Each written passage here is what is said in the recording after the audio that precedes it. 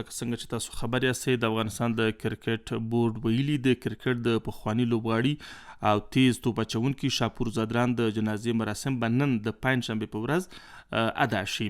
خو په دې تړاو مو د افغانستان د کرکټ بورډ ویان ښاغلی سید نسیم سعادت سره خبرې کوو چې مراسم څو بجې ترسره کیږي او کله ترسره کیږي او دغه د جنازې مراسم به د څومره مینوالو په ګډون سره پای ته رسیږي. همدارنګه نور د ګڼې ګوڼې د مخنیوي دپاره کوم تدابیر نیول شوي دي. د تلیفون په کرښه را سره ښاغلی سید نسیم سعادت وصل دی. ورځو سعادت صاحب ته. سعادت صاحب ستړی مه شئ، خدای دې راوله، د وخت بخیر. ډېره زیاته مننه. سعادت صاحب لومړی تاسو ته او بیا د کرکټ بورډ ټولو مینوالو ته او د افغانستان د کرکټ بورډ ادارې ته تسلیت. سعادت صاحب راځه لومړی راته په دې وغږېږه چې د خدای بخلي شاپور زادران جنازه کله ترسره کیږي او مراسم به کله په خیر سره آماده شي.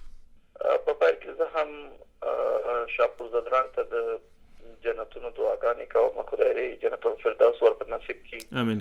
فامیل ته، دوستانو ته، موږ تاسو ټولو ته خدای صبر راکړي او خدای موږ داسې قومونه نه وساتي. امین.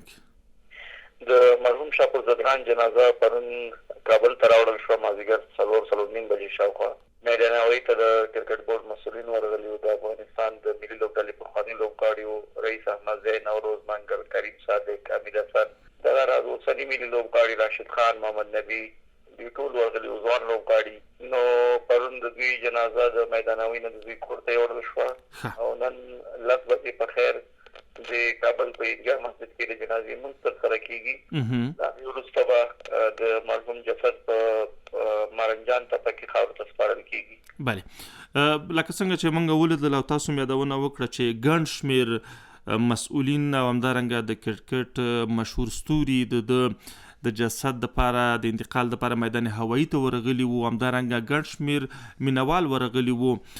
د جنازې د مراسمو د ښه ترسرۍ په مخ راته ووایي چې څومره مسؤلینو د ګڼه ګوڼې د مخنیوي په موخه هلته امنیتي تدابیر نیولي دي تر څو ګډونوال، مینوال، همدارنګه د شاپور زادران خپلوان او دوستان په ښه شکل باندې د جنازې مراسم ترسره کړي. بالکل د جنازې او د جنازې د لمونځ لپاره بشپړه آمادګي نیول شوې ده. د افغانستان کرکټ بورډ مسؤلینو د وزارت داخله د ملګرو، د امنیتي ملګرو په همکارۍ باندې دغه راز د مرحوم شاپور زادران د فامیل د غړو په همکارۍ باندې 3 واړو لورو سره ناسته ترسره کړې ده تر څو په منظم ډول باندې د ګڼې ګوڼه مخه ونیول شي او په منظم ډول باندې دا ټول مراسم په خیر ترسره شي.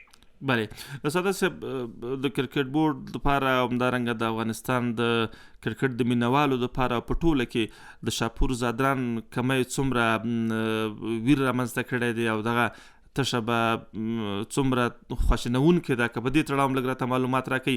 او دمګړې دا هم راته ووایي چې په خوست کې هم دمګړې لوبې روانې دي ځکه ډېری لوبغاړي خو دلته راغلي دي، نو لوبې به حتما ټاکنې شوي که څنګه؟ اول خو باید ووایم چې شاپور زادران د کرکټ لپاره یو ستره ځای ده. د افغانستان د کرکټ د لومړیو ورځو اتل وو. هغه وخت چې سهولتونه کم وو، امکانات کم وو، او د دوی ملګرو په ډېرو کم او نشته امکاناتو باندې کرکټ تر دغه نن کوم سټیج کې چې قرار لري تر دې ځای راورسوه چې اوس موږ په نړیوال جام کې تر نیمه پای لوبې رسېږو. د ځوانانو په اسیا جام کې اتلولي ګټو. دا ټول د ده او د دوی د ملګرو هغه د هڅو برکت دی. او واقعا بیا خصوصا د کومه ځواني چې وه د ځوانۍ مرګ دا ډېر دردونکی وي. ټول هېوادوال ورباندې دردمن دي. د کرکټ بورډ اداره او لوبغاړي ټول ډېر زیات خواشیني او غمجن دي. همداراز باید ووایم چې د دوی د مړینې په احترام باندې او د جنازې د مراسمو لپاره شپږیزې کوم سیالۍ چې په خوست کې پیل شوې وي هغه 2 ورځې وځنډېدلې، چهارشنبه او پنجشنبه وځنډېدلې او د جمعې ورځې نه به بېرته پیلېږي. نو ځکه تاسې پوهېږئ چې ټول لوبغاړي دلته کابل ته راغلي وو او په دغه مراسمو کې به ګډون کوي. نو په دې خاطر باندې شپږیزه سیالۍ 2 ورځې ځنډېدلې وي. سعادت صاحب ډېره مننه تاسو ته بیا هم تسلیت ټولو هېوادوالو ته. الله تاسو ته اجر درکړي چې د شاپور زادران سره مو ستړې تېرې کړي او الله تعالی دې هغه وبخي. نو تاسو ته اوس ښه وغواړو. ډېره مننه. د افغانستان د کرکټ بورډ ویان ښاغلی سید نسیم سعادت چې د افغانستان د تیز توپ اچونکي خدای بخلي شاپور زدران د جنازې مراسمو په تړاو سره معلومات ترسره کول چې نن 10 بجې به په کابل عیدګاه جمعه کې ترسره کیږي.